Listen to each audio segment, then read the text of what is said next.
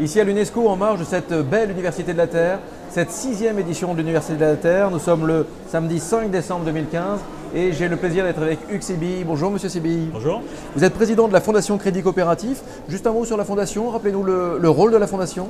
C'est une fondation d'entreprise qui est liée au Crédit Coopératif. C'est une fondation qui est dédiée à l'économie sociale et solidaire, mais qui se préoccupe aussi de cohésion sociale et de développement durable. Donc on a 3 grands programmes. Et donc nous soutenons des projets, nous avons des prix et trophées chaque année, nous avons aussi des activités dans le domaine culturel. Nous sommes par exemple le premier mécène du Festival d'Avignon, donc une belle fondation d'entreprise. Le thème ce week-end, ce vendredi 4, ce samedi 5 décembre, faisons changer tous les climats. Qu'est-ce que cela évoque pour vous? Une nécessité absolue parce qu'on sent que le climat est lourd, donc il faut le changer. Il n'est pas seulement lourd en termes de bilan carbone, il est lourd plus globalement. Il est particulièrement lourd en Europe, je pense, et en France. J'étais à Luxembourg hier pour une conférence européenne.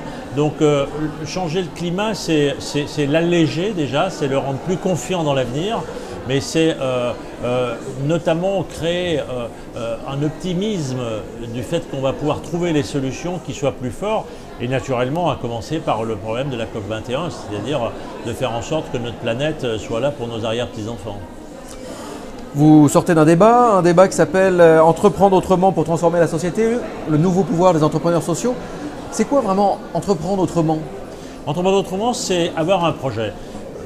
Faire en sorte que les gens puissent se nourrir bien, épicerie solidaire qui était à la tribune, faire en sorte que les gens qui sont dans les maisons de retraite, au lieu de vieillir mal, vieillissent mieux parce qu'on leur propose de faire de l'activité. Donc on a un projet à une dimension sociale forte, mais au lieu de le faire avec de l'assistanat, on va le faire dans une entreprise. Et donc la finalité c'est le social, l'économie c'est un moyen, ce qui inverse le prisme par rapport à une entreprise classique. Donc c'est des projets privés mais d'intérêt général.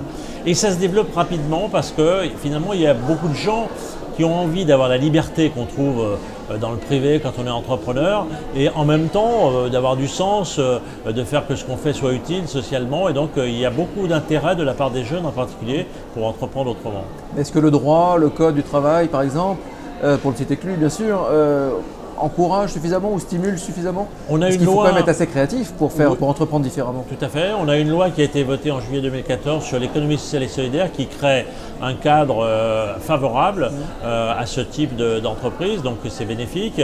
On commence à avoir un certain nombre d'outils financiers qui se mettent en place à la Banque publique d'investissement, à la Caisse des dépôts, au programme d'investissement d'avenir. Et puis les banques, les philanthropes s'y intéressent aussi. Je pense que le problème aujourd'hui n'est pas d'abord un problème juridique de cadre, c'est plutôt qu'on reconnaisse l'intérêt de ces projets et qu'au lieu de leur mettre des bâtons dans les roues, on les encourage et on leur facilite la vie. Ils l'ont dit tout à l'heure à la tribune, il faut se battre souvent contre tout parce qu'on ne ressemble pas à ce qu'on a l'habitude de voir, et donc sortir du cadre, on sort du cadre, alors voilà, mais le cadre ça fait peur, etc.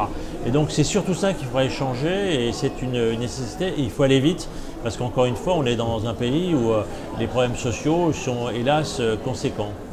On va finir par un petit jeu très, très doux, très sympa, vous allez voir. Vous fermez les yeux et vous imaginez que vous êtes au pouvoir, vous êtes tout puissant. Vous avez une décision à prendre, une décision pour nous emmener tout doucement ou brutalement, je ne sais pas, vers un autre monde ou vers un monde positif, un monde vraiment qui change tous les climats.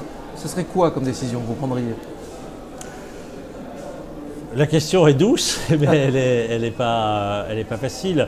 Bien, ce serait précisément peut-être de faire que dès l'école, on initie en fait à une forme plus douce de l'économie, c'est-à-dire une économie qui repousse plus sur la coopération, sur la collaboration que sur la concurrence forcenée, et donc qui prépare finalement les générations du futur à vivre autrement que ce qu'on connaît au jour d'aujourd'hui. Or, c'est quand même beaucoup dès le plus jeune âge finalement. Et donc si on veut transformer le monde, je pense que c'est comme toujours en fait, en faisant en sorte que les enfants intègrent davantage ce monde qu'eux-mêmes souhaiteront et que nous souhaitons, puisqu'on a malheureusement une responsabilité du monde qu'on va laisser à nos enfants. Et donc je pense que si j'étais en charge, mais avec une baguette de fée, Ah oui, eh là, bien c'est- ce serait dès le plus jeune âge d'apprendre aux enfants à coopérer et à respecter la planète.